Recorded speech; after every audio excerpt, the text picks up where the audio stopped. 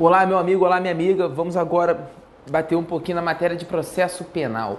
Processo penal tem tido um grande peso dentro da prova de exame de ordem. E digo para você, meu amigo, processo penal é a matéria mais fácil que tem dentre todas as matérias. Processo penal é 20 vezes mais fácil do que processo civil. Por quê? Porque não tem tantas controvérsias, não tem tantas discussões quanto tem processo civil. Eu fiz um raio-x das últimas provas do exame de ordem e pude observar que os principais pontos que têm sido cobrados tanto em primeira fase quanto em segunda fase dentro do processo penal na prova da OAB, o primeiro deles é inquérito policial, o segundo é um pouquinho da parte recursal e o terceiro é o procedimento ordinário e o procedimento do tribunal do júri. Uma coisa eu te garanto, olha, eu passei na OAB no ano de 2004, bastante tempo já. De lá para cá, o nível da prova aumentou? Aumentou. Só que não aumentou a ponto de tornar a sua aprovação impossível. Quando tu for sentar lá para fazer a prova, senta tranquilo, senta com calma, não fica aquela assim, ai, eu já repeti 5 vezes esse exame e eu não vou passar. Você vai passar sim. É só questão de dedicação e preparação. Meu nome é Eduardo, eu sou professor aqui do Alfacom, uma empresa do Grupo Abril Educação. Na aula de hoje, vamos tratar um pouquinho da figura do inquérito policial, né? O que é o inquérito policial? A gente pode conceituar o inquérito policial como aquele procedimento administrativo preparatório destinado a colher elementos de prova suficiente para que o titular da ação penal possa oferecer uma denúncia contra uma pessoa. Como assim um titular da ação penal? O titular da ação penal é o Ministério Público. A autoridade policial, quando ela está no inquérito policial, ela tem que fornecer os indícios mínimos de autoria e materialidade para que o promotor possa ingressar com uma ação penal contra aquele que cometeu um delito. Como assim indícios de autoria e indícios de materialidade? Eu vou falar um pouquinho do crime de homicídio. O crime de homicídio é aquele carro-chefe dentro da parte especial do Código Penal e fica mais fácil a visualização do que seriam indícios de autoria e indícios de materialidade. Vamos pensar que no dia 7 de maio de 2012, determinada pessoa foi assassinada. Qual vai ser o indício de materialidade do crime de homicídio dessa pessoa que foi assassinada? Certidão de óbito, laudo de exame cadavérico, ou seja, aqueles documentos que comprovam o quê? Que aquela pessoa morreu. E agora, indício de autoria. Indício de autoria, a gente precisa saber o quê? Quem cometeu aquele crime de homicídio contra aquela pessoa. Você tem que apontar, ó, fulaninho de tal cometeu aquele crime. De que formas que eu posso colher os indícios de autoria? Infelizmente, no Brasil, a rainha das provas é a prova testemunhal. Ou seja, o delegado de polícia, no bojo do inquérito, ele escuta determinadas pessoas e elas falam, olha, eu vi um fulaninho passando armado e após ouvir disparo de arma de fogo e vi essa pessoa correndo. Pronto, já temos indício de autoria na infração penal praticada. Materialidade e autoria é o que o inquérito policial deve produzir para que o Ministério Público possa entrar com a ação penal. Bem tranquilo. Natureza jurídica é um procedimento administrativo, né? E na doutrina fala que, olha, o inquérito policial é um procedimento administrativo. Por conta disso que a gente fala o quê? Que eventuais nulidades no bojo do inquérito policial não possuem o condão de acarretar prejuízos à ação penal. Tá, eu tenho uma bobeirinha no inquérito policial, uma nulidadezinha, entrei com a denúncia. Pronto, cessou toda e qualquer nulidade. Procedimento administrativo, por conta disso, eventuais vícios, eventuais marcos no inquérito policial não possuem o condão de estragar a ação penal. Finalidade. A finalidade se confunde um pouquinho com o próprio conceito do inquérito policial, né? Eu falei que o inquérito policial é um procedimento administrativo que visa colher elementos de prova para que o Ministério Público possa ingressar com a ação penal. Então qual é a finalidade dele? Fornecer elementos mínimos de autoria e materialidade para que o Ministério Público possa ingressar com a ação penal. Bem tranquilo, né? Presidência do inquérito policial é um tema que ficou bastante na moda por conta daquela famosa PEC 37, né? Que era aquela proposta de emenda constitucional que visava conferir única e exclusivamente aos delegados de polícia a possibilidade de investigar. Quando essa PEC 37 veio, eu sou promotor de justiça, né? Depois de 4 anos e meio estudando, eu logrei esse passar no concurso, promotor no estado do Paraná. Começou aquela discussão, falou assim, que o promotor não pode investigar, que só o delegado pode investigar. Por quê? Porque o delegado é o presidente do inquérito policial, a presidência do inquérito é dele. Gente, foi uma mistureba de conceito naquela proposta de PEC que, felizmente, foi rechaçada pelo Congresso Nacional. Quem sempre vai presidir o inquérito policial é o delegado de polícia. O promotor de justiça não vai presidir o inquérito policial. O auditor da Receita não vai presidir o inquérito policial. Logo, presidência do inquérito policial fica única e exclusivamente por conta da autoridade policial. Ou seja, quem preside o inquérito policial é o delegado de polícia. O promotor, quando investiga, ele abre aquele procedimento investigatório criminal, o PIC, ele não é o presidente do inquérito policial, ele conduz o PIC e não o inquérito policial. Ou seja, se na prova de vocês vier uma perguntinha bem maliciosa assim, é do conhecimento de todos que a PEC 37 fora rechaçada pelo Congresso Nacional por conta dos movimentos populares que pediam pela sua não aprovação. Desta feita, é correto falar que com a não aprovação dessa PEC é possível que o Ministério Público venha presidir o inquérito policial? A questão está errada. Quem preside inquérito policial é a autoridade policial. Olha, gente, agora a gente vai falar um pouquinho das características do inquérito policial. Uma coisa eu te garanto, não diria 90%, mas 70% das questões de inquérito policial você mata aqui, ó, com as características do inquérito policial. Quais são elas? O inquérito policial ele é escrito, o inquérito policial ele é dispensável, o inquérito policial é sigiloso, o inquérito policial é inquisitório, o inquérito policial é indisponível, o inquérito policial é temporário. Vamos ver rapidamente cada uma dessas características. Inquérito policial é escrito. Você pega lá no Código de Processo Penal, ele nos informa o quê? Que qualquer diligência no bojo do inquérito, ela deve ser materializada por escrito. Como assim, professor? Materializada por escrito? Não estou entendendo. Pô, o delegado vai lá, vai uma pessoa, olha, doutor delegado, eu vi quem matou aquela pessoa. Ele vai e conta tudo para o delegado. É necessário que o delegado coloque isso no papel? É lógico, ele vai ter que reduzir a termo as declarações prestadas por aquela pessoa. Toda e qualquer diligência que foi efetuada no inquérito policial, ela deve ser materializada por escrito, deve estar tudo documentado dentro do inquérito policial. Com relação a essa daqui, não demanda maiores discussões. O inquérito policial ele é dispensável. Aqui já vi muita questãozinha de prova de primeira fase sobre esse tema. Como assim dispensável? Você pensa assim, nossa, teve um crime. A autoridade policial chegou lá, abriu o inquérito policial e o promotor necessita do inquérito policial para denunciar? Não, gente. O inquérito policial ele é dispensável. Vamos voltar para o conceito? Não é um procedimento que visa colher os elementos mínimos, os indícios mínimos de autoria e materialidade para que o titular da ação penal possa ingressar com uma demanda contra uma pessoa? É. E se o promotor de justiça tomar conhecimento do crime de outra forma? Cara, um exemplo bem tranquilo é aquele assim. Vamos pensar aquela pessoa que tem aquela vizinha fofoqueira. Aquela vizinha fofoqueira que ela vive cuidando da vida dos outros e que vive na janela com o celularzinho de câmera dela filmando tudo.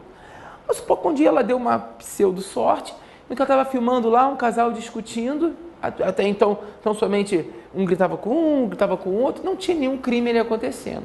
Do nada o marido saca de uma faca e fatia o corpo da mulher. Pronto, a mulher morreu. Ocorreu qual crime? Artigo 121, matar alguém. E ela vai com aquela filmagenzinha e ela entregue para o promotor de justiça. Será que nesse caso o promotor, tendo aquela filmagem, já tendo a certidão de óbito que foi feita no local competente, ele vai ter que pedir para o delegado instaurar o inquérito policial?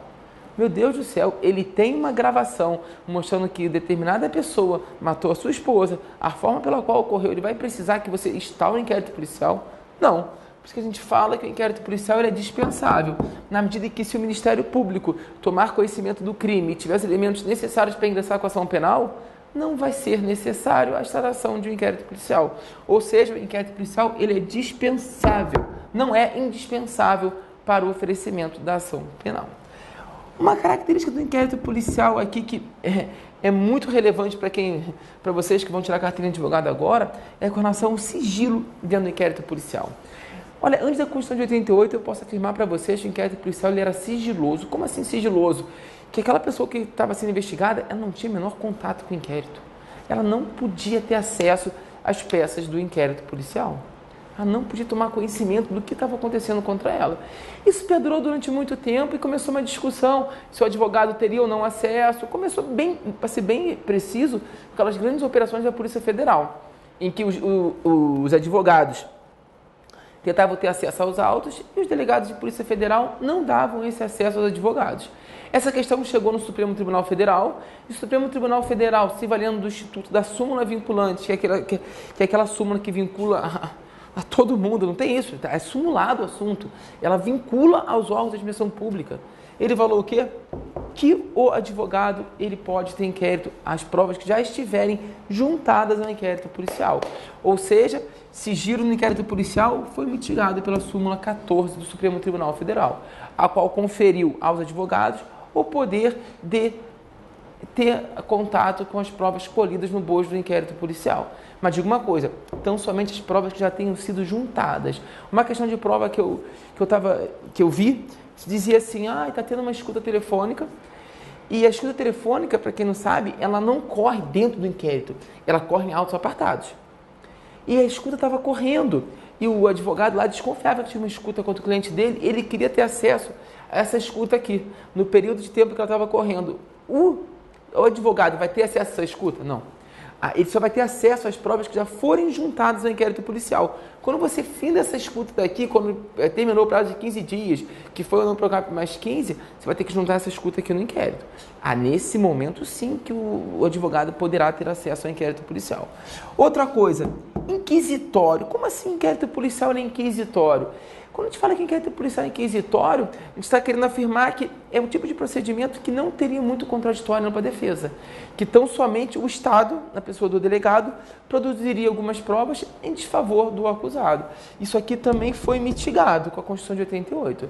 Agora, a Constituição de 88, o indiciado, ele pode requerer ao delegado que produza determinada prova.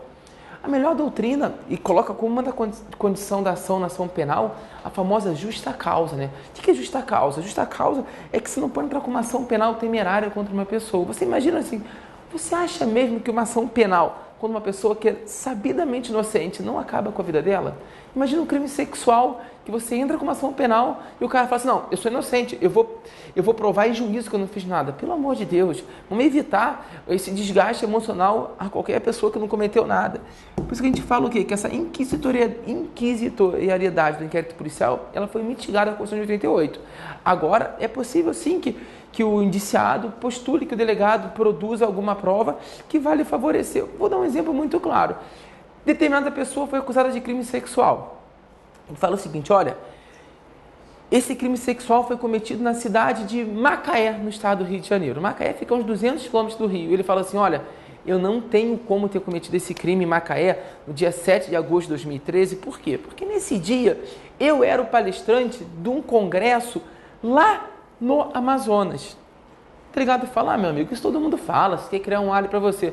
Não, senhor delegado, se o senhor tiver um pouquinho de zelo, um pouquinho de cuidado e oficiar a entidade que promoveu esse congresso, pedir que ela junte a câmera de segurança que comprova que naquele horário eu estava entrando e saindo do hotel, fica humanamente impossível que eu esteja cometendo um crime sexual em Macaé, na medida em que eu estava no Amazonas, lá em Manaus, dando uma palestra. Perfeitamente.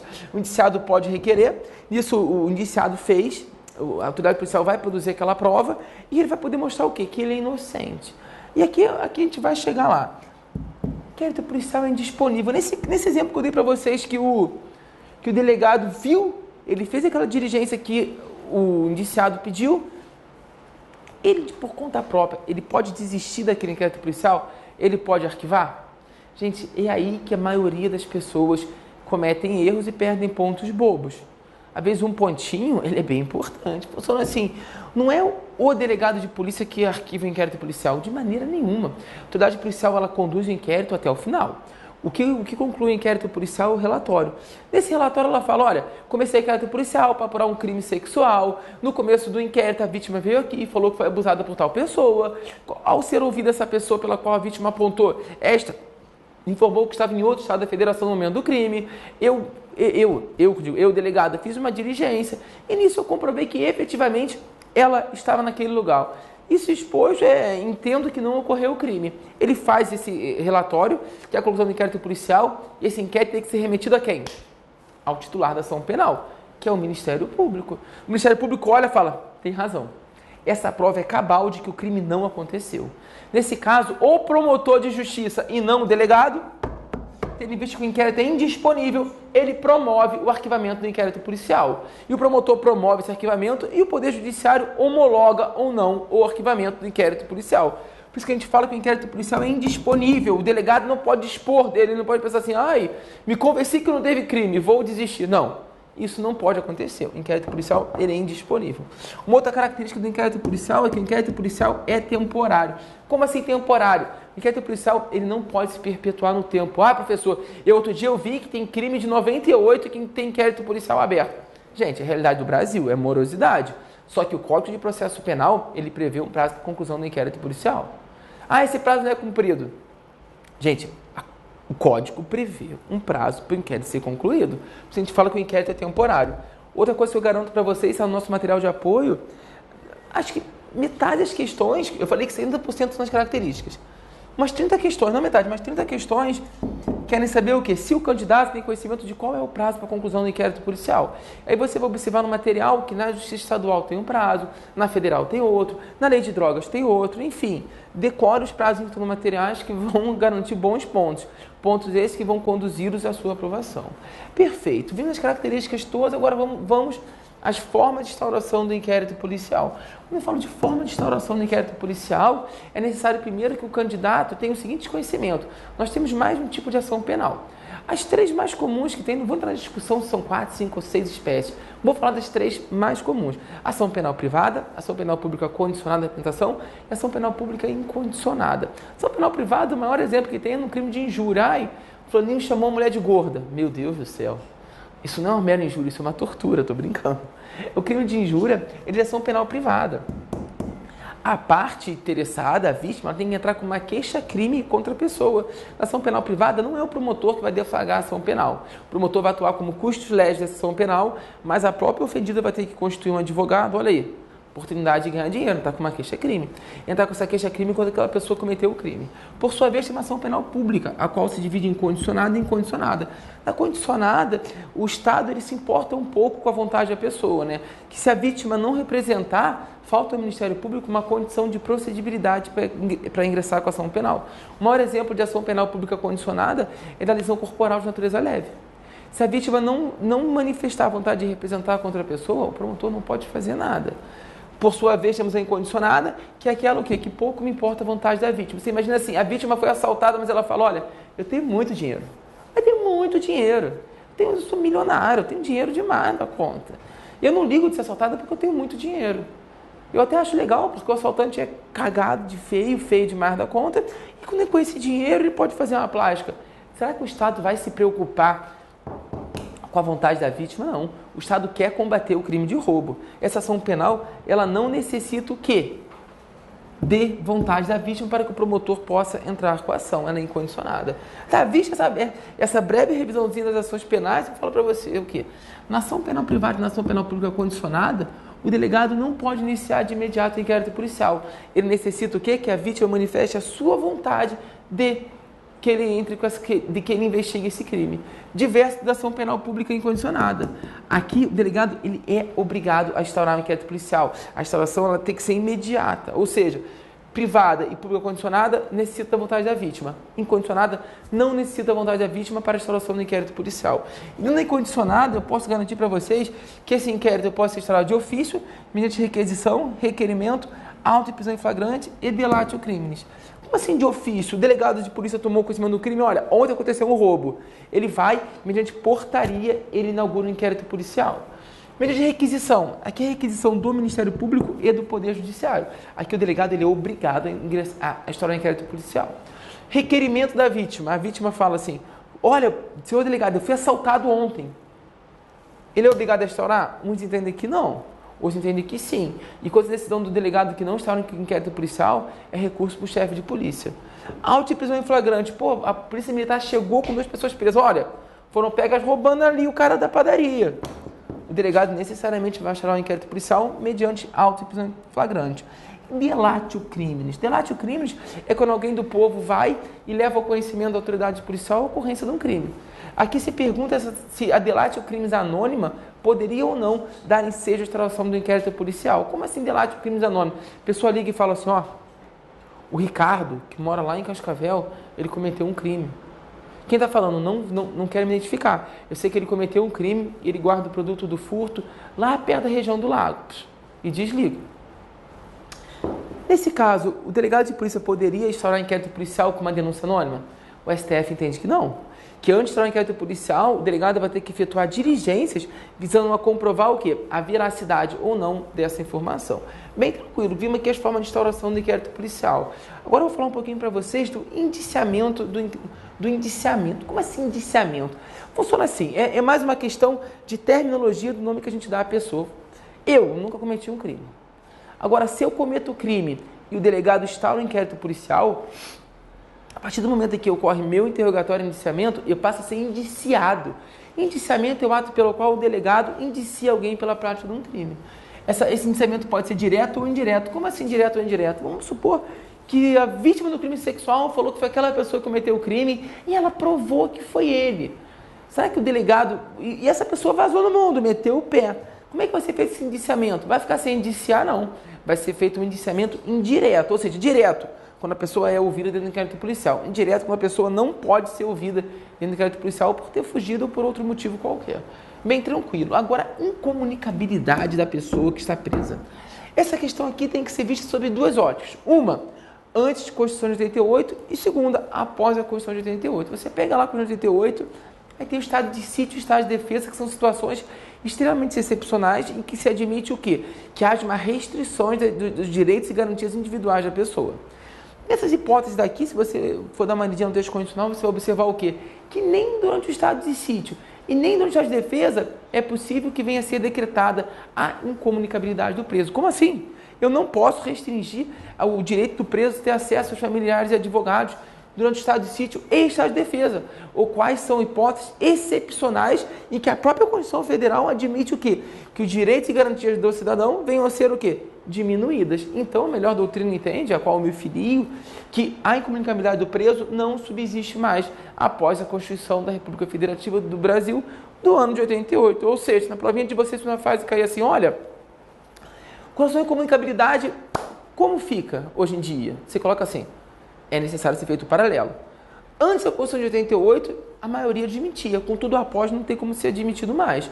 Pois se nem no estado de sítio e nem no estado de defesa, que são situações excepcionais em que você pode restringir a liberdade de alguém, eu permito a incomunicabilidade, como é que eu vou permitir a incomunicabilidade no estado normal de direito? Ou seja, incomunicabilidade tem que ser feita essa ressalva. E agora a conclusão. A conclusão eu já antecipei para vocês. Como é que é a conclusão do inquérito policial? Mediante o relatório. A autoridade policial começa o inquérito lá, após a portaria, requisição, a PF, delate o crimes, e ao final ela conclui o inquérito policial via relatório, ela conclui e remete para o Ministério Público. Aí chegamos na parte da aula mais interessante. Esse inquérito policial foi para o Ministério Público. Quais são as opções que o promotor tem? Ele pode fazer três coisas. Primeiro, o inquérito policial veio redondinho, veio macio, matou no peito, chutou para frente. Como assim? Eu tenho todos os elementos necessários para entrar com uma ação penal contra alguém. Crime de tráfico. Eu tenho um laudo provisório que diz que é crack. Eu tenho depoimentos de 2 policiais rodoviários federais que falam que abordaram na estrada uma pessoa transportando 50 quilos de crack. Nesse caso, perfeito.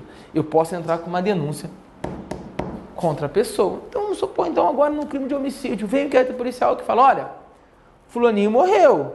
Morreu lá na praça e quem matou foi o João. O João confessou o crime, falou que matou porque estava doidão e nem lembra. Só que eu não tenho no inquérito policial a certidão de óbito ou o laudo exame cadavérico ou outro documento que a gente considere hábil a provar a materialidade do crime. Nesse caso, tem como o promotor denunciar? Não tem. Eu não tenho indícios de materialidade da infração penal. Nessa ocasião, eu vou remeter esse inquérito em diligências para que a autoridade policial junte a certidão de óbito ou laudo exame cadavérico ou outro documento que comprove a materialidade desse crime. Bem tranquilo. E a terceira oportunidade é com relação ao quê? O promotor pode o quê? Arquivar esse inquérito policial. E aqui o promotor não arquiva sozinho. O promotor, ele promove o arquivamento desse inquérito policial. Ele promove esse arquivamento e quem vai homologar esse arquivamento? É o delegado de polícia? Não, gente, é o juiz. Cabe ao juiz homologar ou não o arquivamento do inquérito policial. Pô, tá, por que você colocou uma setinha aqui Instituto PGJ? Olha, estamos falando da Justiça Estadual, que é promotor de justiça, que tem como chefe da carreira ou procurador-geral de justiça. O promotor pediu o arquivamento, promoveu o arquivamento. O juiz fala, não, eu acho que não é caso de arquivamento. Nesse caso, o que o juiz faz? Ele denuncia? Não, não pode. Ele não é o titular da ação penal. Ele manda o promotor denunciar? Também não. O juiz não manda no promotor. Cada um no seu quadrado, cada um com sua independência funcional. Não tem essa de um manda no outro. Não, isso não existe. O que ele faz? Ele pega no artigo do 28 do CPP, que fala o quê? Remeta-se os autos ao Procurador-Geral de Justiça, e o Procurador-Geral de Justiça vai decidir o quê? Puxa, o promotor tem razão, é caso de arquivamento. Nesse caso, ele baixa o processo para o juiz e o juiz é obrigado a homologar esse arquivamento de inquérito policial. Ou então, num outro cenário, o promotor promove o arquivamento, o juiz não concorda, foi para o PGJ, o PGJ fala, olha, tem razão o juiz, é caso de ação penal. O que ele faz? O PGJ baixa para aquele promotor que pediu o arquivamento ou ele tem que designar um outro promotor para denunciar? Ele tem que designar um outro promotor para denunciar. E aqui entra uma outra discussão se esse outro promotor que foi designado para denunciar, se ele é obrigado a denunciar, mesmo entendendo que não é o caso de denúncia. Olha, a doutrina majoritária entende que ele é, sim, obrigado a denunciar. Perfeito. Vimos aqui o que o promotor pode fazer quando recebe o inquérito. Agora vamos falar um pouquinho do arquivamento do inquérito policial. O inquérito policial pode ser arquivado por diversos motivos. Primeiro, falta de elementos. Aqui eu não tenho quem matou. Tipo, teve um crime de homicídio, eu tenho o cadáver da vítima, tem materialidade, mas não tem autoria. O promotor pode promover o arquivamento por falta de elementos mínimos ao oferecimento da denúncia. Não tem justa causa para oferecer a denúncia. Outro caso é da atipicidade formal, ou seja, a conduta instaurou um inquérito policial, mas lá na frente viu que aquilo que ele fez não é crime. Um exemplo que a doutrina dá é no caso da cola eletrônica, que uns entendem que não é crime. Nesse caso, a gente promove o arquivamento do inquérito policial. Outra hipótese, se, por exemplo, foi instaurado um inquérito policial para apurar um crime de homicídio. Só que aqui ficou devidamente comprovado o quê? Que o réu agiu amparado numa causa de ilicitude, ou seja, da legítima defesa. Não tem a menor dúvida. Você tem uma câmera assim que mostra que a pseudo-vítima estava agredindo o réu e o réu, para se defender, bateu com uma chave de fenda. Só que ele bateu e pegou no coração da pessoa. Ele usou meio moderado? Naquele caso era moderado. Ele tinha só uma chave de fenda para se defender. E teve moderação no ato que ele fez, deu um golpe só. A vítima deu azar de tomar no peito. A vítima que até então era o algoz da agressão física injusta. Nesse caso, a gente promove o arquivamento do inquérito policial por ter uma excludente de ilicitude ou uma causa que exclua a culpabilidade da pessoa. Outro caso, perfeito, começou aquele inquérito policial lá para apurar um crime de roubo. E ficou bem delimitado que foi o João das Couves que roubou. E só que ele respondeu tudo aquele inquérito policial solto. E no final do inquérito, a autoridade policial vem tomar conhecimento o quê? Que o João das Couves foi vítima de disparo de arma de fogo. O projétil cessou a vida dele. Será que nesse caso o promotor vai ter que denunciar? O João das Couves cometeu crime de roubo, cometeu. Só que ele morreu. Artigo 107, inciso 1º do Código Penal, fala o quê? Que o óbito da pessoa é uma causa, a morte é uma causa extintiva da punibilidade. Ou seja, nessa hipótese daqui, a gente arquiva o inquérito policial por conta de uma causa extintiva da punibilidade, que no meu exemplo foi o óbito da pessoa. Vamos rapidinho agora para praticamente terminar essa nossa primeira aulinha aqui, dessa sequência de aulas da OAB que a gente vai ter. Só coisa julgada, né? Como assim coisa julgada? Calma, não é coisa julgada formal e material. Coisa julgada formal, ela tão somente impede, ela tem o efeito dela restrito ao processo em que ela foi proferida. Ou seja, pode ter um outro processo, outro inquérito para apurar o fato. Coisa julgada material, ela possui efeitos extraprocessuais. Ela impede qualquer coisa sobre aquele fato. Aí a pergunta, ou arquivamento do inquérito policial gera coisa julgada formal, ou coisa julgada material, ou gera as duas? Depende. Falta de elementos de prova. Então, somente coisa julgada formal, na medida em que, havendo notícias, eu digo notícia, súmula 524 do STF, de surgimento de novas provas, pode ser desarquivado aquele inquérito e pode ser novamente apurado. Ah, então perfeito. Então, no caso da falta de elementos de prova, então somente coisa julgada formal. Isso. E agora sim está comprovado que o réu agiu amparado numa causa excludente da ilicitude. Gera coisa julgada formal ou coisa julgada formal e material? Gera as duas coisas julgadas. Não tem como haver o desarquivamento do inquérito policial, logo não tem como aquela pessoa ser processada por aquele crime. Se já foi feito o arquivamento, esse arquivamento já foi homologado do Poder Judiciário. Minha gente, fechou o inquérito policial. Eu garanto para você. Toda e qualquer questão vai cair dentro dessa aula que eu dei para vocês. Pelo amor de Deus, tendo alguma dúvida, manda pra gente. Na aula de quinta-feira a gente vai solucionar todas as suas dúvidas, tá bom? Um beijo, um abraço a todos. Fui!